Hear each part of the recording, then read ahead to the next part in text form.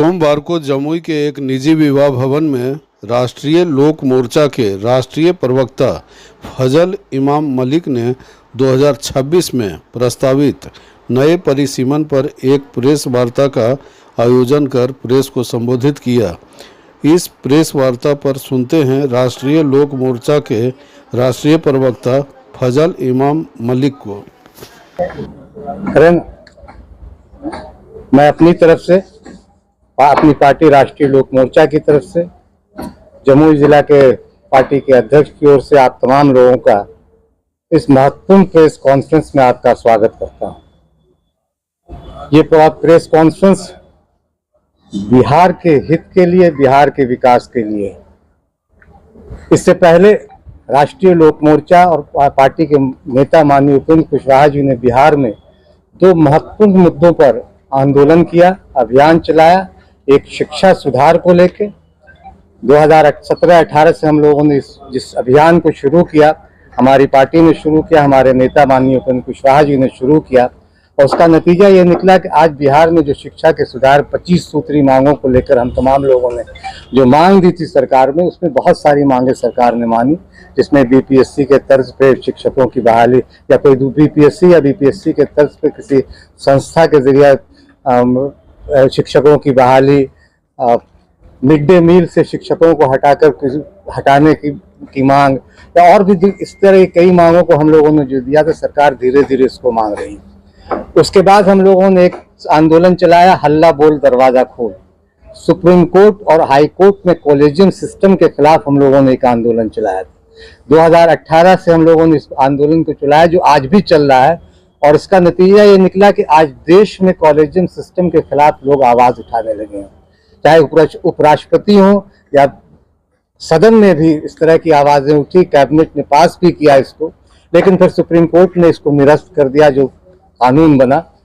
तो ये दो आंदोलन के बाद हम लोगों ने एक तीसरा आंदोलन अभियान शुरू किया है परिसीमन को लेकर। संवैधानिक अधिकार, परिसीमन सुधार। बिहार में या पूरे देश में पिछले 50 सालों से परिसीमन रुका हुआ है। आबादी के लिहाज से परिसीमन हो। हमारी पार्टी ने अभी वाल्मीकि नगर में तीन दिवसीय जो शिविर हुआ, उस शिविर के में हम लोगों ने ये प्रस्ताव पास किया कि पूरे देश में परिसीमन आबादी के लिहाज से हो, ताकि लोकसभा की सीटें यहाँ बढ़ें। खासकर उत्तर भारत में, चूंकि दक्षिण भारत में परिसीमन का विरोध हो रहा है। 2026 में परिसीमन होना है, ड्यू है। अंतिम बार 1971 में परिसीमन हुआ था, और उसके बाद से 1976 में इमरजेंसी के बाद परिसीमन नहीं हुआ। फ्रीज कर दिया गया 1976 में 25 सालों के लिए, और फिर 2001 में फ्रीज कर दिया 25 साल के लिए। 2026 में ड्यू है, और ड्यू का मतलब ये है कि अब अगर आवाज हम तमाम लोग नहीं उठाएंगे, और दक्षिण के लोग पार्टियां और दक्षिण के जो नेता है वो लगातार इस आवाज को बुलंद कर रहे हैं कि परिसीमन ना हो, ताकि जो असंतुलन है वोटों का, क्योंकि हमारा संविधान कहता है एक मूल्य, एक वोट, एक व्यक्ति, लेकिन हो यह रहा है कहीं लोकसभा की सीटें 31 लाख 35 लाख पर हो, और कहीं 18 लाख 19 लाख पे। 2009 में परिसीमन हुआ, लेकिन वो संतुलन बनाने के लिए इधर से काट के उधर मिला दिया गया, उधर से काट के इधर मिला दिया गया। आबादी के लिहाज से परिसीमन नहीं हुआ।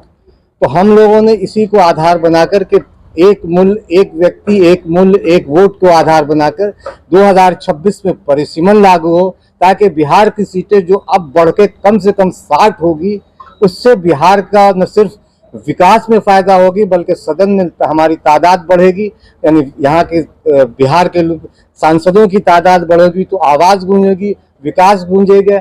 एमपी लैट का जो फायदा होगा, जो आज 31 लाख पे 5 लाख मिल रहा है, कल अगर 17-18 लाख पे एक अगर ये कॉन्स्टिट्यूएंसी बनती है, तो वो कम हो जाएगा, उससे विकास की संभावनाएं ज्यादा बढ़ेंगी।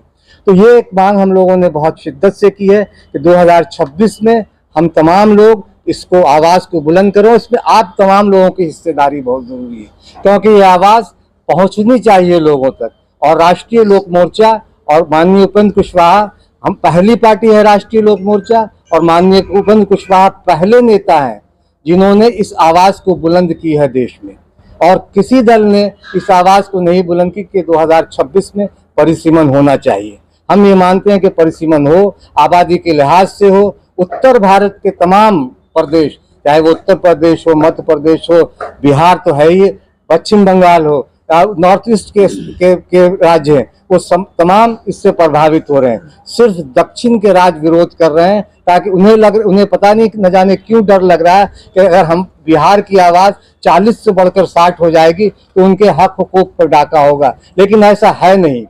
हम अपने अधिकार की बात कर रहे हैं कि बिहार का फायदा हो, बिहार को ज्यादा से ज्यादा अधिकार मिले, बिहार को विकास मिले, क्योंकि अगली अंतिम बार 1951 में पहला परिसीमन हुआ, तब सीटों की संख्या थी 494, फिर 1961 में हुआ तब सीटों की संख्या थी 522, और 1971 में जब सीटें हुई तब उसे बढ़ाकर 543 हुए।